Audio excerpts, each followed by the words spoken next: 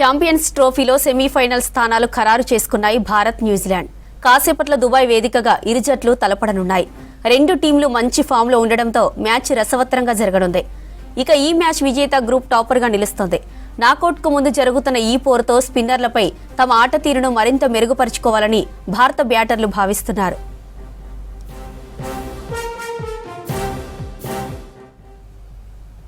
భారీ స్కోర్లతో ఊపు మీదున్న Kane Williamson, Young, Latham, Conway, Rachin మన స్పిన్నర్లను ఎలా ఎదుర్కొంటారు అనే విషయాలపై క్రికెట్ అనలిస్ట్ వెంకటేష్తో అనిల్ ఫేస్ టు ఫేస్.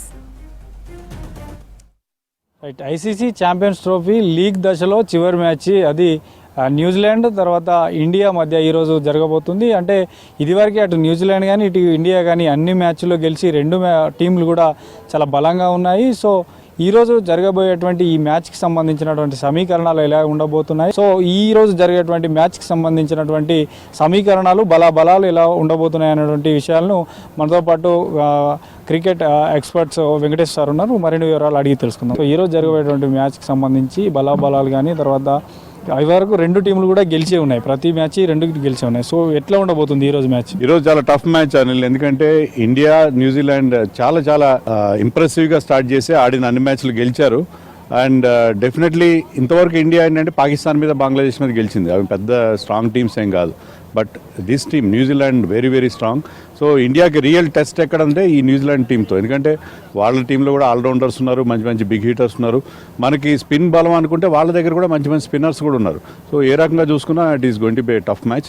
డెఫినెట్గా సండే రోజు ఈ మ్యాచ్కి యాక్చువల్గా మనం చూస్తే ఏంటంటే సెమీఫైనల్ లైనప్ సంబంధించి పెద్దగా ఇంపార్టెన్స్ లేదు.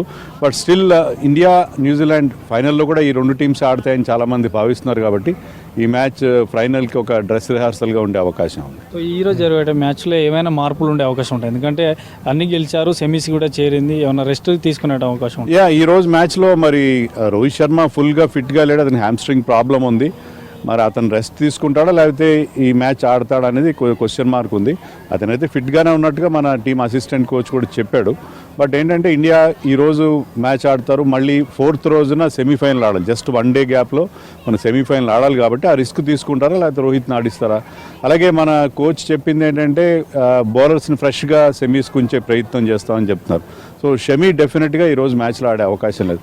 షమీ కానీ జడేజాని కూడా రెస్ట్ ఇచ్చే అవకాశం ఉంది. వాషింగ్టన్ సుందర్ని తీసుకొచ్చే ఛాన్స్ చాలా ఎక్కువ ఉంది, ఎందుకంటే న్యూజిలాండ్ టీంలో లెఫ్ట్ హ్యాండర్స్ ఎక్కువగా ఉన్నారు. ఒక టాప్ 8లో 5 లెఫ్ట్ హ్యాండర్స్ ఉన్నారు. సో అలాంటి సిచ్యుయేషన్లో మీకు ఇద్దరు లెఫ్ట్ ఆర్మ్ స్పిన్నర్స్ అనేది ఒక లగ్జరీ అవుతుంది. అందుకే జడేజాని కానీ అక్షర్ కానీ ఒకరిని పక్కన పెట్టి ఆఫ్ స్పిన్నర్ వాషింగ్టన్ సుందర్ రాణించే అవకాశం ఉంది. ఏదైతే ఈ మ్యాచ్లో గెలిస్తే పాయింట్లో పట్టుకులో ఏమైనా తేడాలు ఉంటాయి? ఓడితే కానీ గెలిస్తే కానీ, గెలిచినా మనకి ఎట్లా సెమీస్లో చేరాం, సో గెలిచినా ఓడినా ఏమైనా పాయింట్లో పట్టుకులో ఏమన్నా తేడాలు ఉంటాయి? ఈ మ్యాచ్లో గెలిస్తే ఇండియా గ్రూప్లో టాపర్ అవుతారు.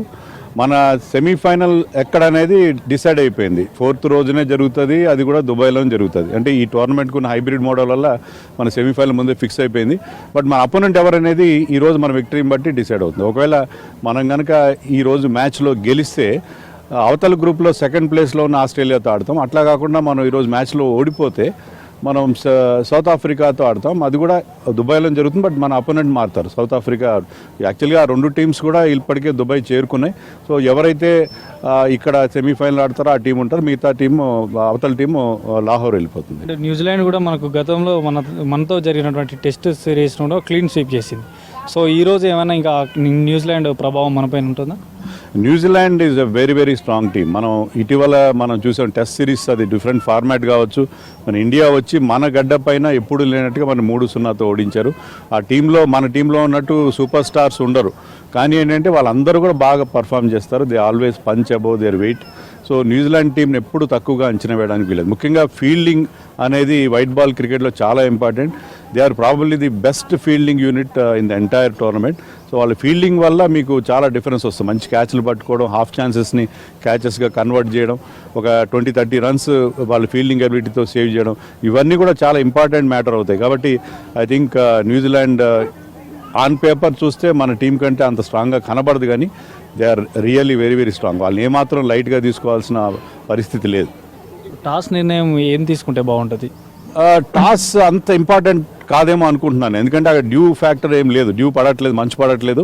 తర్వాత రెండోది ఏంటంటే మనం పాకిస్తాన్తో ఆడిన మ్యాచ్లో చూసాం. మనం సెకండ్ బ్యాటింగ్ చేసినా కూడా పెద్ద కష్టం ఏం కాలేదు.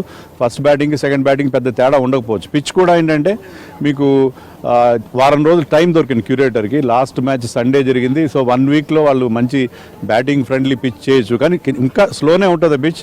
300 రావడం కష్టం. కానీ ఫస్ట్ బ్యాటింగ్ చేసినా సెకండ్ బ్యాటింగ్ చేసినా పెద్దగా చేంజ్ అయితే రాదు. కానీ ఇండియా కనుక ఫస్ట్ బ్యాటింగ్ చేస్తే బోర్డు మీద కనీసం 270, 280 పెడితే అది విన్నింగ్ స్కోర్ అయ్యే అవకాశం ఉంది. జట్టులో కొంత మార్పులు ఉండొచ్చు. అటు వరుణ్ చక్రవర్తి కానీ తర్వాత వాషింగ్టన్ సుందర్ కానీ తీసుకునేటువంటి అవకాశం ఉందంటున్నారు. ఇక న్యూజిలాండ్ టీంను మాత్రం ఖచ్చితంగా ఏదైతే అంటే చేంజ్ చేయడం, న్యూజిలాండ్ టీమును ఓడించడం అనేది కొంత టాస్కే అని కూడా క్రికెట్ ఎక్స్పర్ట్స్ చెప్తున్నారు. వీడియో సైదులతో అనిల్ V6 న్యూస్, హైదరాబాద్.